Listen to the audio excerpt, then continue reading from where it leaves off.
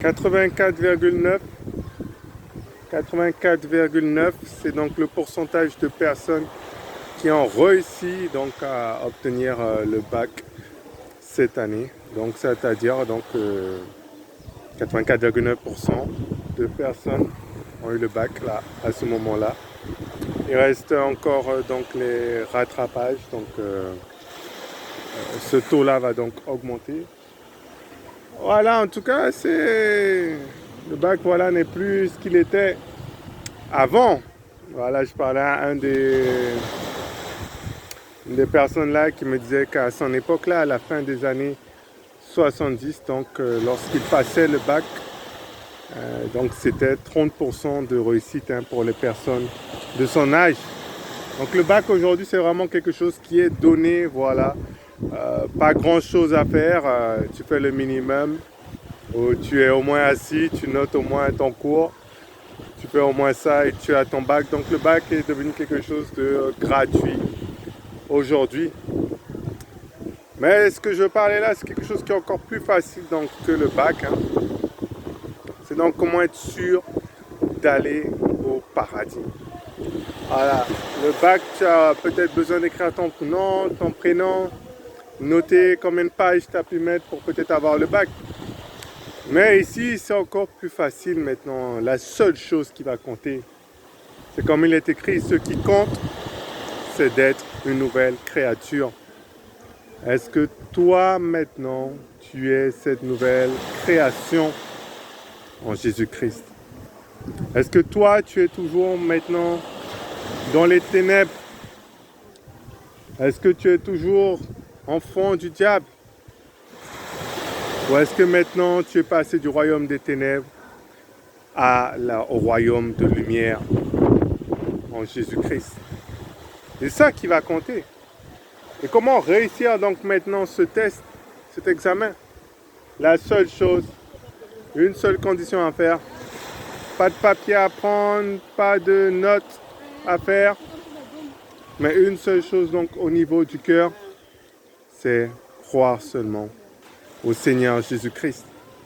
Donc c'est au moment donc, où tu crois au Seigneur Jésus-Christ que la Bible dira que tu reçois en toi la vie éternelle. Et ce qui va faire donc que tu auras le paradis, tu auras l'abondance de la vie éternelle en Jésus-Christ. Et il n'y a pas d'autre chemin que cela. Il n'y a pas plus d'efforts à faire. Ce n'est pas par nos bonnes œuvres, mais c'est uniquement par la foi au Seigneur Jésus-Christ. Et si toi maintenant, en tout cas, tu es chrétien et tu entends également cette vidéo-là, c'est l'occasion, en tout cas pour toi, de te rappeler qu'on a besoin de personnes maintenant pour être envoyées, à annoncer cette bonne nouvelle, à annoncer sa parole, pour pouvoir sauver maintenant les personnes de ce qu'il y a derrière. Ce qu'il faut maintenant, c'est donc retirer. C'est un frère qui l'expliquait comme ça, mais la période donc où on vit maintenant, c'est une période de flou. On voit les choses de manière très floue. Il y a une séparation, donc, comme je disais, entre ténèbres et la lumière, entre l'enfer et le paradis. Mais dans le monde là où on vit, les choses sont floues. Il y a beaucoup de choses qui peuvent rendre floue la vision des personnes. Et la Bible en parle. Les richesses de la vie, les convoitises, les soucis de ce monde. Toutes ces choses feront donc que les gens ne penseront pas à ce qui va arriver après, ne prendront pas le soin de se soucier de l'endroit où ira leur âme. Mais ils restent dans ces activités du monde, dans toutes ces choses, dans les plaisirs, dans la recherche de l'argent, dans les problèmes de couple, dans toutes les choses. C'est ce que mon mari a fait, ce qu'il m'a dit, ce qu'il a fait, tout ça. Non, toi tu vas pas comprendre, tu n'es pas marié. C'est bien, tu donnes des beaux versets, mais tu n'es pas marié, tu vas pas comprendre, tais-toi.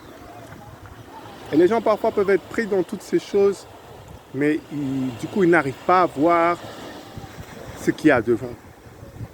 Parce qu'une fois après, quand les personnes, malheureusement, quand ils ont raté, du Seigneur Jésus ici sur la terre, c'est là qu'après maintenant, leurs yeux vont s'ouvrir une fois en enfer, dans les flammes, dans la douleur.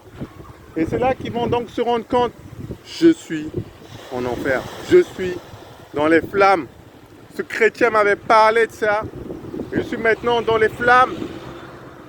Envoie quelqu'un pour qu'il puisse dire cette bonne nouvelle-là de Jésus à ma famille, à mes frères, à mes sœurs, qu'ils ne viennent pas dans l'endroit où je suis là. Cet endroit-là est réel, j'en ai peut-être entendu parler. Je n'étais pas aussi conscient de toutes ces choses-là. Mais maintenant, on voit quelqu'un. Et peut-être c'est ce que beaucoup maintenant font comme prière. Et tu peux être toi maintenant cette personne-là qui peut annoncer aux personnes-là sur la terre la voie pour aller au ciel, la voie pour avoir la vie éternelle en Jésus-Christ. Et ça c'est important donc de les réveiller, de les secouer sur ces réalités qui existent. Le Seigneur dira donc celui qui demande, il reçoit, celui qui cherche, il va trouver, et celui qui frappe à la porte, on va ouvrir. Et c'est important que les gens puissent chercher à connaître la vérité. Et une fois qu'ils cherchent à connaître la vérité, ils vont tomber sur la vérité. Et ça, c'est Jésus-Christ. Voilà, petit rappel donc de la bonne nouvelle en Jésus-Christ, comment être sûr d'aller au paradis uniquement par la foi. Voilà, donc si toi peut-être tu entends ce message-là et tu es encore en plein bac, hein, peut-être tu es donc dans ce second groupe-là qui va peut-être avoir le bac, passant au rattrapage, ben écoute, bon courage.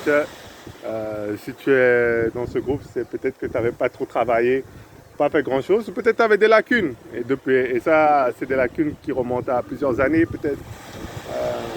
Ça peut arriver aussi. Bon, c'est le système qui... Bon, bref. Et en tout cas, courage pour toi, pour ton bac. Voilà, soyez bénis.